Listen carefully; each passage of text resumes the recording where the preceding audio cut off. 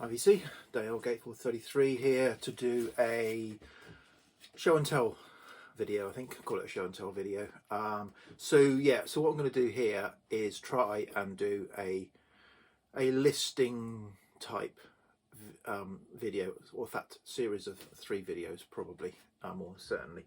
So as I've said on previous videos, and I've said on comments on people's videos who have done their ranking lists, that I always struggle with it. So, you know, top 100 artists, top 100 albums or whatever, I can't commit to it. What I'm doing here is I'm going to show an album for each year of my life.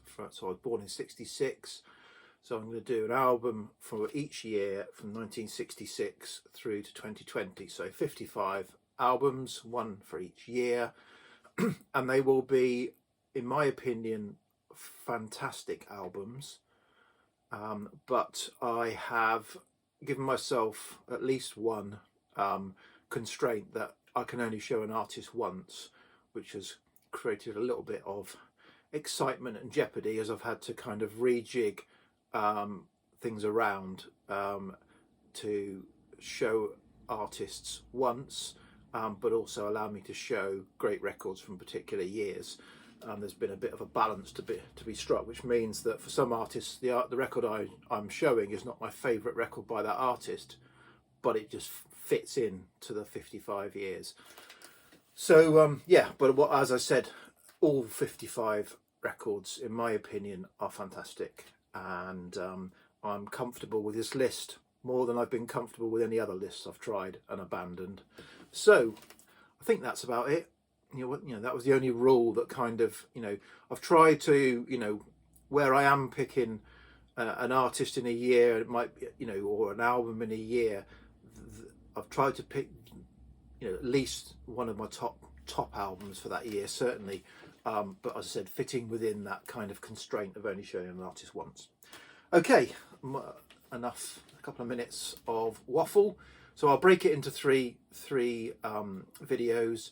So this one is going to sort of cover the rock years of all different subgenres. So from 1966 through to 1979. Then I'll do another video, 1980 to 1999, to cover the rest of the 20th century. And then I'll do a video 2000 to 2020, which will cover the first sort of 2 decades of the 21st century. That seemed like a logical way to break it up. So 1966, and this was a surprise. So first year, surprised myself. This is the highest ranking album in my ranking lists, and the only album that I would have chosen from this artist. So that was kind of easy, but surprising. So 1966 is the Don Rendell, Ian Carr Quintet and Dusk Fire. This is a recent reissue that Jazzman Records put out probably 3 or 4 years ago. I had it on CD a few years before that, but probably only been aware of this, if you like, this group for 5 or 6 years. But this just is such a lovely, beautiful British jazz album that it just pipped some really, really strong rock and pop albums in the list. So that's that. Next up, 1967, and we've got this, Piper at the Gates of Dawn. So Pink Floyd caused me the most troubles in this list, because I could have put them in 4 or 5 different years, and so with the juggling that I've had to do, they've ended up here. But of the 4 or 5 years I could put them in, they're 4 or 5 really strong albums. So I'm comfortable that this is a great British psychedelic album. And so I've said many times before, Pink Floyd was my gateway into proper music at the age of 13, when or 12, 13 in 1979 when The Wall came out. And so at that time I heard The Wall and was talking to someone I sat next to at school in biology class, Tim Waxman, and said, have you heard of Pink Floyd? The Wall. And of course, like, yeah, of course I have heard of Pink Floyd. Who hasn't, sort of thing. And his brother had pretty much all the Pink Floyd albums, so his brother tapes them for me. And one of the first tapes I got was a C90 cassette that had Piper at the Gates of Dawn on one side and Saucer Full of Secrets. So I just kind of discovered Pink Floyd, The Wall, and kind of was amazed listening to that on headphones, the kind of story and concept of The Wall, and then kind of listened to these two albums, but particularly this album, and blew my mind. Completely different, but equally earth-shattering, if you like. So quite comfortable putting that in at 67. 68, this artist had to appear, and this is certainly my favourite album by this artist, although they did a fantastic run 65 through to 71 in my opinion, but had to get the Kinks in somewhere, and 1968's the Kinks are the Village Green Preservation Society was the one that I've chosen, and very happy with that. Fantastic quintessential British, very British pop psych album with Ray Davies' fantastic songwriting. That's 68. 69. So the one I've chosen for 69 means there's no Beatles in the list, which but just the way the cookie crumbles. 69, my favourite album by an artist that is one of my favourite female vocalists. So yeah, Dusty in Memphis, Dusty Springfield. Absolutely adore this album. Just so beautiful, soulful, blue-eyed soul. Might have been a real pain and hassle and trauma and emotion to record, but I think the end product is great. This is a reissue. I do need to get an original at some point when I come across one that's right price, right condition. But yeah, fantastic album, Dusty in Memphis. 1970 is an album that is my favourite by this artist, and an album that front to back, no weak tracks, and an album that if I'm going to put this artist on, my wife can listen to this album and be quite happy. Other albums by this artist can get on her nerves a bit. So this is Van Morrison and Moondance. Yeah, just a beautiful album. Great to play in the car. And really, really great, solid album. And I prefer this to Astral Weeks. I think, well, I know. 1971 was a no-brainer. So yes, this is my favourite. Well, in my top, probably certainly in my top 10 albums of all time. So and my favourite album by this artist, Rolling Stones, Sticky Fingers. This is my playing copy with the zipper removed that I got for a £5 a few years ago, but the vinyl was really nice. So yeah, Sticky Fingers, just a great album that I can put on any time and enjoy. 72 is perhaps not an obvious choice, but it was top ranked for that year, and quite happy with that. That is the beautiful, soulful Terry Callier album, What Colour Is Love, with that fantastic photograph on the front of it. I think underrated singer, artist, gained some kind of notoriety and success later in his life, but I think at the time I don't think he got the attention that he deserves. But this is a beautiful, beautiful, soulful album. 1973, so this album, it wins out on nostalgia for me. It's certainly in the top 3 albums by this artist, and so this album was an album that one of the few albums that my parents had in their collection. There's probably a handful of albums in my parents' collection that I was drawn to, and they didn't have a very large record collection, but there was only a handful that I was drawn to, and so I played them over and over again, and I know them front to back.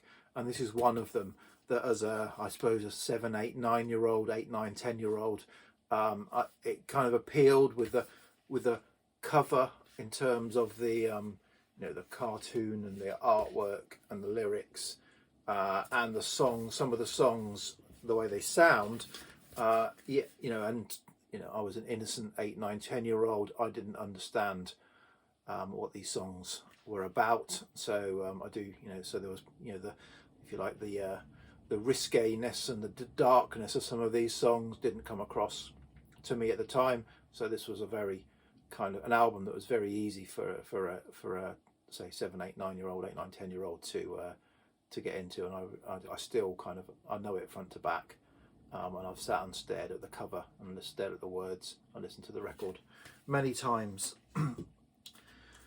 Okay, 74 is quite a recent, an artist that I became aware of probably 10 years ago when I bought an album by them, the album that's after this album, by them from a car boot sale, but it didn't really do much for me.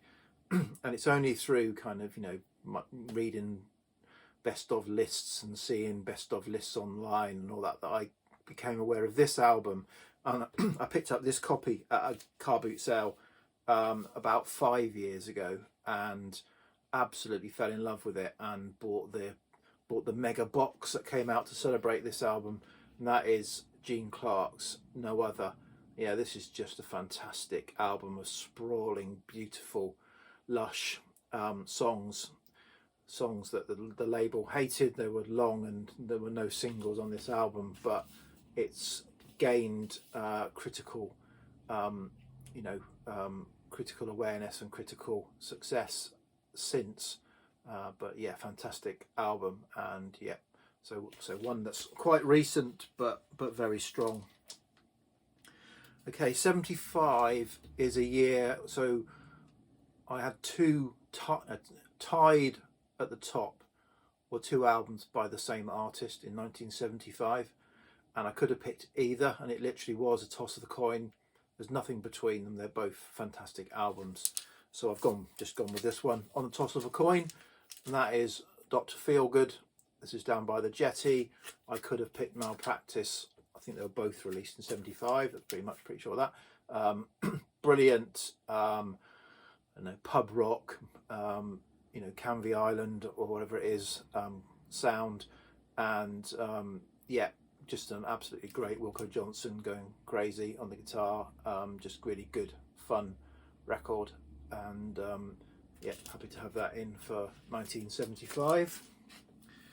76, this artist had to appear somewhere, and this is probably this is top three, but I couldn't pick a top album for this artist, but this is top three, and has grown on me and become, gone up in my estimation over the last 10-15 years, and that is David Bowie's Station to Station. This is a great album. So if you'd asked me probably 5 years ago, I'd have said Hunky Dory, but this is just a great album, and happy to put that in for 1976. 1977 was a kind of fairly straightforward, once some of the artists had already kicked themselves out earlier by being shown earlier. I was left with this one as a standout album. Again, an album I had on CD probably 20 years ago, and got on vinyl quite early, and getting back into vinyl 10 years ago. This is a UK original, and that is Television's Marky Moon. Just a great album. The title track is fantastic, but so are the other tracks as well. So it's kind of, post-punk, I suppose. It's not punk, but it's a kind of thing of its own, and yeah, fantastic album from 77, Television's Marky Moon. So this is another artist who I love the run of records he did, sort of 77 through to 81, 82. I think he did some fantastic work. That's where, to me, that's where the best of his work was done. And I would have picked the album from the year before, but I had a couple of copies of this album, and I was playing one to grade it, to put it up for sale, and just thought, wow, this is a great album. So it kind of went up in my estimation and won out for 1978, and that is Elvis Costello and This Year's Model. Great album, and yeah, kind of just only the last couple of weeks has leapt another notch to win out for 78. And happy to have Elvis Costello in the list. And then finally, for 1979, so Pink Floyd's The Wall has been knocked out because I've already shown Pink Floyd, but that's fine because another absolutely great stellar album for me from 1979 is London Calling by The Clash. Just never dates to me. I never get tired of it. Even the title track, I've heard thousands of times.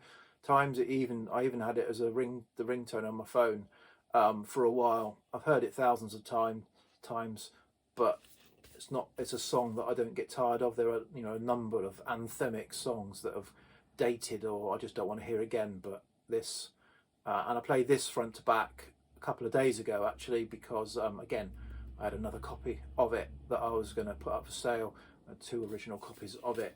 So I wanted to listen to that all the way through, and yeah, really enjoyed it going back to it. So yeah, that's 1979 London Calling. So that's the first video done, doing the first years up to 1979. So I'll come back. I may do it straight away actually, because my wife's gone out, so I've got a Saturday afternoon to myself. So I may get these out of the way. So I may do 80 to 99 next. But yeah, so cheers VC. Bye.